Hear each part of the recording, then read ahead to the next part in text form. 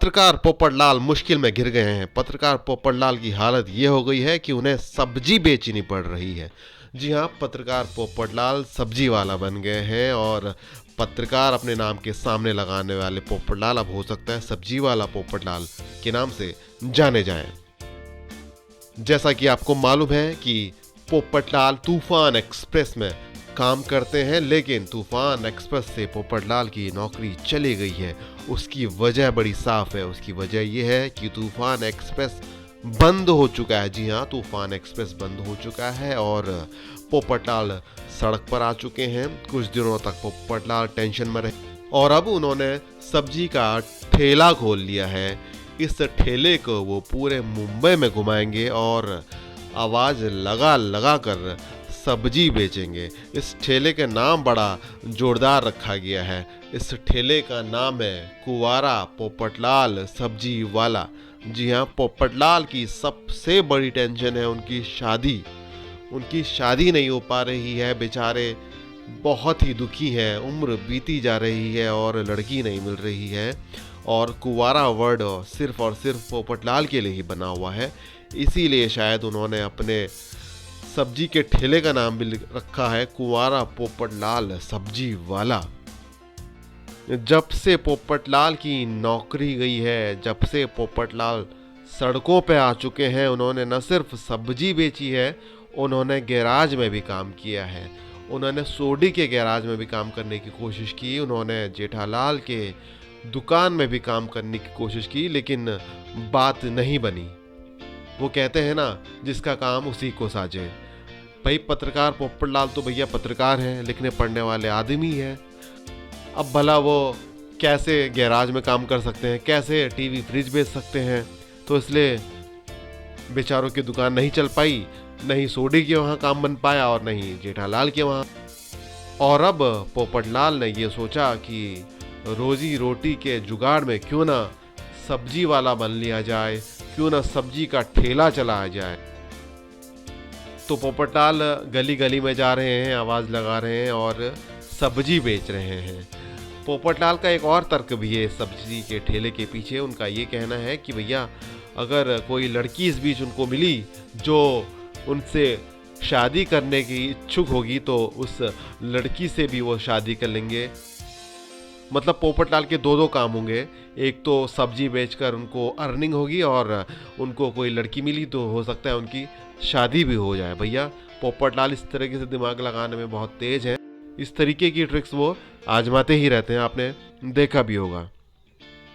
तो भैया पोपटलाल की ये हालत क्यों हो गई, क्यों उनको सब्जी की दुकान लगानी पड़ रही है? इसकी वजह बड़ी साफ है। कोरोना हुआ, कोरोना के बाद लॉकडाउन हुआ, लॉकडाउन में बहुतों की नौकरियां चली गई, बड़े बड़े इंस्टीट्यूट बंद हो गए, बड़े बड़े ऑफिस बंद हो गए। तूफान एक्सप्रेस के साथ भी यही हुआ। तूफान एक्सप्रेस बंद हो गया और पोपटलाल सड़क पर आ गए।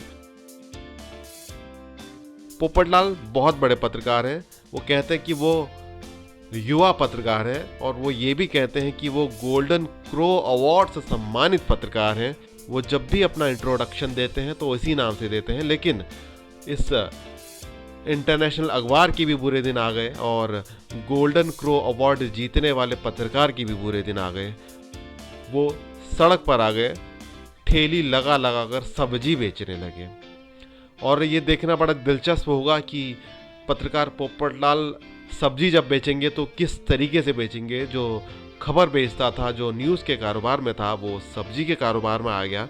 तो बड़ा इंटरेस्टिंग होगा ये देखना पोपटलाल कैसे व्यवहार करते हैं और क्या डायलॉग्स मारकर आपको गुदगुदाते हैं। कोरोना बीमारी की वजह से पोपटलाल ही मुश्किल में नहीं गिरे, बल्कि तारक मेहता भी मुश्किल में घिर गए हैं। तारक मेहता राइटर हैं, लेकिन उनकी सैलरी कम कर दी गई है। सैलरी कम अय्यर की भी की गई है। अय्यर साइंटिस्ट हैं और उनकी सैलरी भी कम हो गई है। और अब तारक मेहता और अय्यर दोनों को बड़ी दिक्कत हो रही है। दिक्कतों का सामना गोकुलधाम सोसाइटी के एकमेव सेक्रेटरी भिड़े को भी हो रही है। भिड़े का पढ़ाने का कारोबार है, लेकिन अब उनका ये कारोबार कम हो गया है क्योंकि बच्चों की आजकल छुट्टियां हैं, स्कूल चल नहीं रहे, इसलिए ट्यूशन की भी ज़रूरत बच्चों को कम हो गई है। भिड़े किसी तरीके से ऑनलाइन पढ़ा रहे हैं और अपनी रोजी रोटी चला रहे हैं। भिड़े का एक और धंधा भी है। ये धंधा अचार पापड़ की डिलीवरी का भी है। लेकिन कोरोना हुआ तो लोगों ने दूरी बनाने में ज़्यादा भलाई समझी, इसीलिए भिड़े का अचार पापड़ की डिलीवरी का कारोबार भी जरा मंदा हो गया है।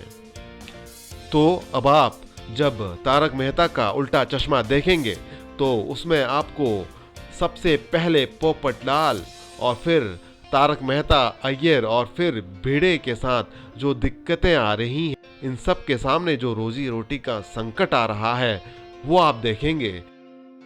तारक मेहता के उल्टा चश्मा के इन कलाकारों, इन किरदारों पर वैसे तो विपत्ति है, लेकिन इनकी विपत्ति आपके लिए हंसी का दरवाजा खोलती है।